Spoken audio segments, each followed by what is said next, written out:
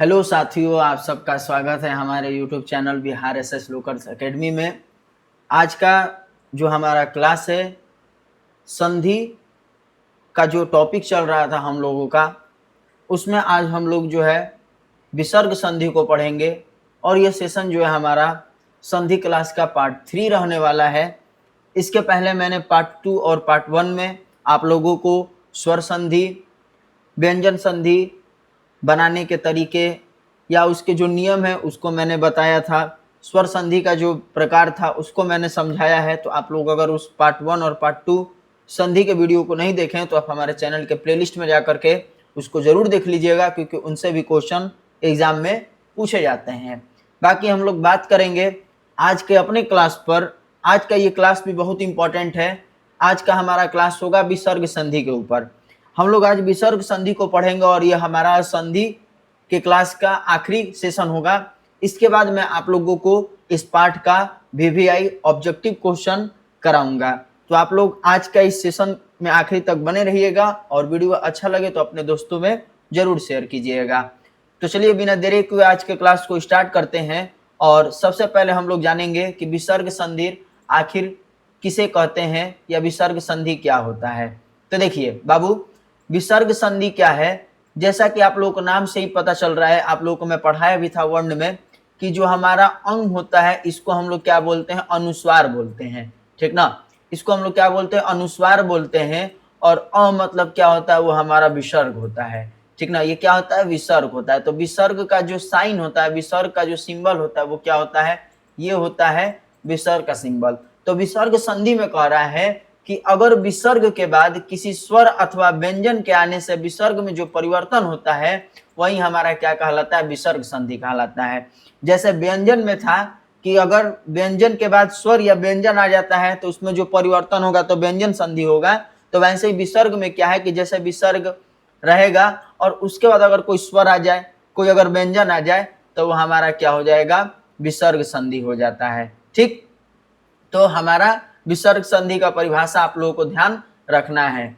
देखिए जैसे निह, निह धन चय, निह धन, यहां पर देखिए उदाहरण में लिखा हुआ है, आप लोगों को बता दें। देखिए लिखा है कि निह धन चय बराबर निश्चय है ना, तो वही चीज यहाँ पे आपको हम समझा रहे हैं। निह धन चय यहाँ पर लिखा हुआ है, ध्यान दीजिएगा। निह धन चय लिखा है तो निह धन चय बराबर क्या होगा, निश्चय होगा। तो यहाँ पर हम जो लिखे हैं आप लोगों के लिए निह, तो निह के यहाँ पर क्या है, यहाँ पर विसर्ग का प्रयोग किया गया है। और उसके बाद ये क्या है, आपका व्यंजन है। अब यहाँ पे कहीं कोई शब्द में स्वर आ जाता तो यानी विसर्ग के बाद अगर व्यंजन रहे, अगर स्वर रहे और उनमें अगर परिवर्तन हो जा रहा है, जैसे लिख दे रहे हैं निश्चय, लिख दे रहे हैं निश्चय, तो ये क्या होगा, परिवर्तन हो गया। तो यही हमारा क्या हो गया, विसर्ग संधि हो गया। तो ये इतना बात आप लोगों का क्लियर हो गया। अब हम लोग आगे चलेंगे विसर्ग संधि के बनाने के तरीके पर। जैसे व्यंजन संधि के बनाने के तरीकों को मैंने आप लोगों को बताया था, वैसे ही विसर्ग संधि जो है कैसे बनेगा इस पे आज हम लोग बात करेंगे। तो कह रहा है कि विसर्ग संधि का या विसर्ग का जो है स में परिवर्तन, मतलब जो हमारा तीनों स है उसमें क्या हो जाएगा, परिवर्तन हो जाएगा। कैसे होगा बाबू, तो ध्यान देना है। कहा जा रहा है कि मान लीजिए कि विसर्ग है, ठीक, क्या है कि विसर्ग दिया है और उसके बाद मान लीजिए च या छ का प्रयोग किया गया है, त या ठ का प्रयोग किया गया है, त या थ का प्रयोग किया गया है। तो इसमें क्या, इस कंडीशन में क्या होता है कि विसर्ग के स्थान पर हम क्या करते हैं कि अगर च या छ का प्रयोग किया गया है विसर्ग के बाद, तो विसर्ग का परिवर्तन किस में हो जाता है, तो दांती स में हो जाता है। जैसे यहाँ पे लिखा है निह धन चय लिखा है, तो यहाँ पे क्या है, विसर्ग है बाबू, उसके बाद च है, तो च का किस में परिवर्तन हो जाएगा, आधा तालाबी श में। तो नी का तो नी हम लिख दिए, और विसर्ग हट करके किस में परिवर्तित हो गया, तो आधा स में। चय है तो चय लिखिए दिए, तो क्या हो गया बाबू, निश्चय हो गया। उसी तरह ट और ठ है, तो विसर्ग का कहा जा रहा है कि विसर्ग के बाद अगर ट या ठ लिखा रहे, ठीक ना, ट या ठ लिखा रहे तो वहां पर हमारा क्या हो जाएगा, तालाबी स हो जाएगा। इसी तरह अगर मान लीजिए छ लिखा रहेगा तो दांती स हो जाए, तालाबी स होगा, ये मूर्धन्य स हो जाएगा। ट और ठ में क्या होगा, मूर्धन्य स होगा बाबू, दांती स नहीं या तालाबी स नहीं होगा, मूर्धन्य स होगा। एक बार आपको फिर से हम बता दे रहे हैं, ध्यान दीजिएगा आप लोग। च और छ अगर विसर्ग के बाद रहेगा तो हमारा तालाबी स बनेगा। ट और ठ जो है विसर्ग के बाद रहेगा तो हमारा मूर्धन्य स बनेगा। त और थ जो है विसर्ग के बाद रहेगा तो वो दांती स बनेगा। जैसे देखिए यहाँ पे नि धन छल लिखा है तो छ है विसर्ग के बाद तो क्या बन जाएगा, तलाबी स में परिवर्तन होगा तो निश्चल हो गया। उसी तरह नि धन तेज है तो त का किस में परिवर्तन होगा, दांती स में, तो नि धन तेज बराबर क्या हो गया, निस्तेज हो गया। नि धन चल लिखा है तो निश्चल हो गया। नि धन चिंत हो गया तो निश्चिंत हो गया। तो यानी पहला विसर्ग संधि कहता है कि विसर्ग के बाद चौथा आए तो तलाबी स, विसर्ग के बाद टौठा आए तो मूर्धन्य स, विसर्ग के बाद त और थ आ जाए तो वहां पर दांती स में परिवर्तन हो जाता है विसर्ग। इसके बाद आगे और उदाहरण दे रहा है, इसको समझ सकते हैं। कह रहा है कह धन चित बराबर कश्चित, नि धन ठुर बराबर निष्ठुर, दु धन चरित्र बराबर दुश्चरित, दु धन चक्र बराबर दुष्चक्र, दु धन तर बराबर दुस्तर, नि धन तार बराबर निस्तार, नम धन ते बराबर नमस्ते, धनु धनु धन टंकार बराबर धनुष टंकार। तो यहाँ पर याद रखना है आप लोगों को कि यहाँ पर विसर्ग के बाद हम क्या करेंगे, तीनों स का परिवर्तन कर देंगे जब च छ रहे, ट ठ रहे या त थ रहे। अब दूसरा नियम पे हम लोग चलेंगे। दूसरा नियम है कि विसर्ग में कोई परिवर्तन न होगा। यानी कहने का मतलब ये होगा कि कुछ ऐसे मतलब कि शब्द होते हैं या संधि होते हैं, संधि वाले सब विसर्ग संधि में कि जो ज्यों कहते हैं हम लोग विसर्ग का प्रयोग कर देते हैं। जैसे लिखा है यहाँ पर दुधन शासन लिखा है तो क्या हो जाएगा, दुशासन विसर्ग का प्रयोग हुआ है। निधन संकोच निसंकोच, निधन संदेश निसंदेह, दुधन शासन दुशासन, निधन संतान बराबर निसंतान, निधन संग बराबर निसंग। तो ये हमारा क्या है कि विसर्ग में कोई परिवर्तन नहीं किए। तो ये भी आप लोग को याद रखना है नियम 2 में कि विसर्ग संधि में क्या होता है, विसर्ग का कभी परिवर्तन भी नहीं होता है। इसके बाद आगे जो है तीसरा नियम पर हम लोग ध्यान देंगे। तीसरा नियम क्या कह रहा है, इस पे आप लोग समझिएगा। तीसरा नियम कह रहा है बाबू कि विसर्ग के बाद यदि क और ख आ जाए, जैसे ये विसर्ग है तो विसर्ग के बाद या तो क आ जाए या तो ख आ जाए, ठीक। या फिर कह रहा है कि विसर्ग के बाद प या फ आ जाए। विसर्ग के बाद मान लो प आ जाए या फ आ जाए बाबू, तो कह रहा है कि इन व्यंजनों के आ जाने से क्या होता है कि विसर्ग में कोई परिवर्तन नहीं होता है। जैसे कि विसर्ग था ऐसा कि ज्यों का त्यों प्रयोग कर रहे थे। अब एक नियम ऐसा भी है कि विसर्ग के बाद क ख दिख जाए या प फ आ जाए तो वहां पर क्या हो जाएगा, विसर्ग में कोई परिवर्तन नहीं होगा, वो ज्यों का त्यों रहेगा। जैसे रज धन कड़ है तो यहाँ पर क आया है तो यहाँ पर क्या हो जाएगा, रजकण हो जाएगा, विसर्ग का परिवर्तन नहीं हुआ। प्रातः धन काल है तो यहाँ पर विसर्ग है लेकिन यहाँ पर उसके बाद क्या आ गया, क आ गया तो प्रातः काल हो गया। उसके बाद है दु धन ख तो दुख हो गया, तो विसर्ग है ख है तो क और ख आएगा तो परिवर्तन नहीं होगा विसर्ग में। उसी तरह कह रहा है कि पय धन पान तो पय पान हो गया, तो विसर्ग के बाद क्या है, प आ रहा है। अंतःकरण है तो अंतःकरण हो गया, अंतःकरण अंतरकरण, अंतःपुर अंतःपुर, तो अंतःकरण अंतःकरण अंतःपुर पैपान, ये सब जितने भी शब्द है ये हमारे विसर्ग संधि के उदाहरण है। इनमें क्या होगा कि विसर्ग के बाद क ख आ जाए प फ आ जाए तो विसर्ग में कोई परिवर्तन नहीं होगा। तो ये हमारा जो है नियम था, इसको आप लोग ध्यान दीजिएगा। आगे बात करेंगे अगले नियम पर जो मोस्ट इंपॉर्टेंट है। इस नियम को भी आप ध्यान रखिएगा आप लोग और समझिएगा अच्छे से।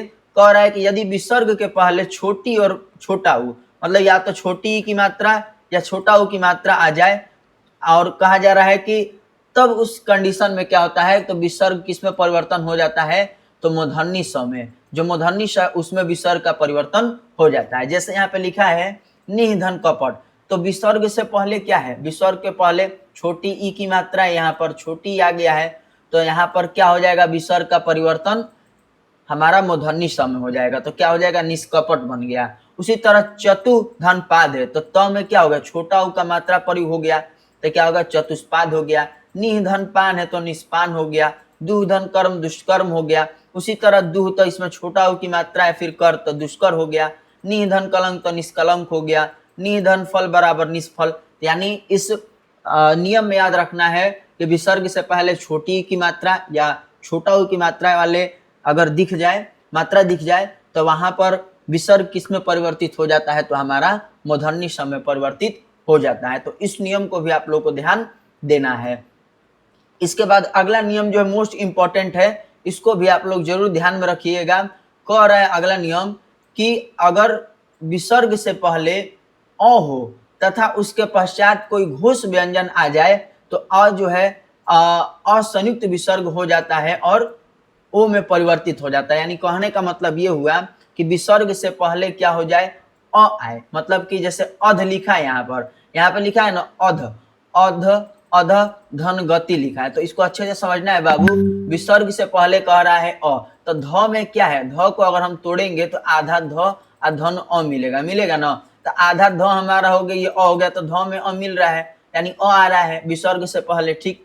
तो विसर्ग से पहले अगर अ आ रहा है उसके बाद कोई घोष व्यंजन है, घोष व्यंजन अर्थात कि वैसा मतलब कि व्यंजन जिसमें मतलब कि हमारा जो है उच्चारण करते वक्त स्वर तंत्रिकाओं में कंपन हो।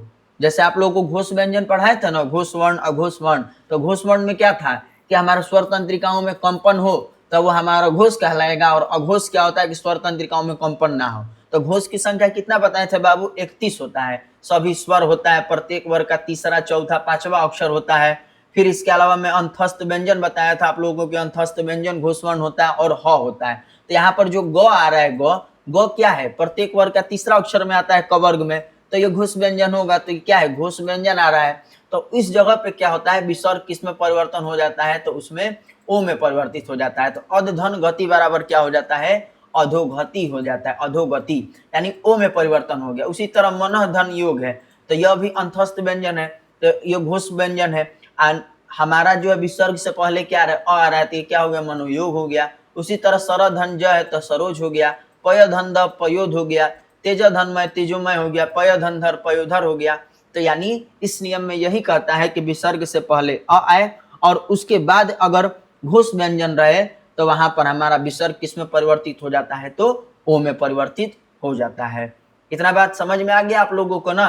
तो एक बार जरूर आप लोग जो है इस सेशन को, इस क्लास को शेयर कर दीजिएगा अपने दोस्तों में, ताकि आपके दोस्त मित्र जो है जुड़ सके, और ज्यादा से ज्यादा जो है इस मतलब कि संधि के वीडियो को आप लोग दोस्तों में पहुंचा दीजिएगा, ताकि उन लोगों तक भी ये संधि का जो डाउट रहता है उन लोगों को भी क्लियर हो जाए। और अगर आप चैनल पर नए हैं तो जरूर चैनल को सब्सक्राइब कर लीजिएगा। आपको पीडीएफ नोट्स चाहिए तो आप हमारे एसएस लोकर एकेडमी के टेलीग्राम चैनल से ज्वाइन कर सकते हैं, वहां पर आपको फ्री में जो है सारे क्लासेस के पीडीएफ मिल जाएगी। आगे बात करेंगे, कुछ और उदाहरण दिया गया है, इसको हम लोग समझेंगे। दे रहा है इसी का उदाहरण कि मन धन नयन मनोनयन हो गया, मन धन रथ मनोरथ हो गया, अध धन पतन अधोपतन हो गया, तप धन वन तपोवन हो गया, मन धन विज्ञान बराबर मनोविज्ञान, मन धन अनुकूल हो गया तो मनोनुकूल हो गया। तो ये VVI टॉपिक था, इसको जरूर याद रखिएगा आप लोग, इंपॉर्टेंट है।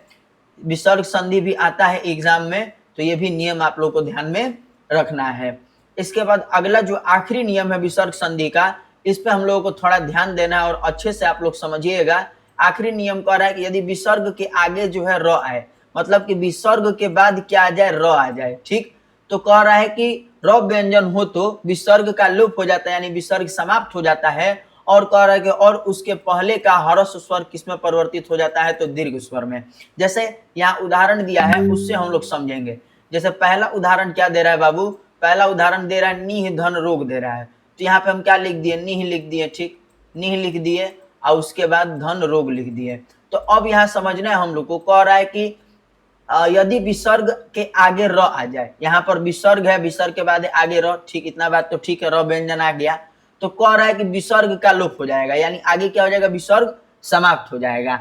लेकिन उसके बाद कंडीशन ये कह रहा है कि पहले का जो स्वर होगा, यानी विसर्ग से पहले अगर कोई हर्ष स्वर है, हर्ष स्वर का प्रयोग किया गया है, मतलब कि अ हो गया, छोटी हो गया, छोटा उ हो गया और ऋषि वाला री हो गया, यानी हर्ष स्वर का प्रयोग किया गया, तो किसमें परिवर्तित हो जाएगा, दीर्घ में। अर्थात यहाँ छोटी का परिवर्तन किया गया है, तो हमारा जो है फिर क्या हो जाएगा, वो बड़ी में परिवर्तित हो जाएगा। यानी निह धन रोग लिखा है तो क्या हो जाएगा, बराबर निरोग हो जाएगा। यानी हमारा विसर्ग तो हट गया, लेकिन न में जो छोटी ई की मात्रा वो किसमें परिवर्तित हो गया, तो बड़ी ई में। सब रहेगा ज्यों का त्यों, लेकिन विसर्ग हटेगा तो वहां पर बड़े मतलब कि ई का मात्रा हो जाएगा, बड़ा ऊ का मात्रा हो जाएगा, आ जाएगा, यानी इन सब चीजों का प्रयोग कर देंगे। तो ये ध्यान देना है आप लोगों को, यानी हर्ष स्वर क्या हो जाएगा, दीर्घ में परिवर्तित हो जाएगा विसर्ग हटाने के बाद। जैसे करा निह धन रोग तो निरोग हो गया, निह धन रस तो नीरज हो गया,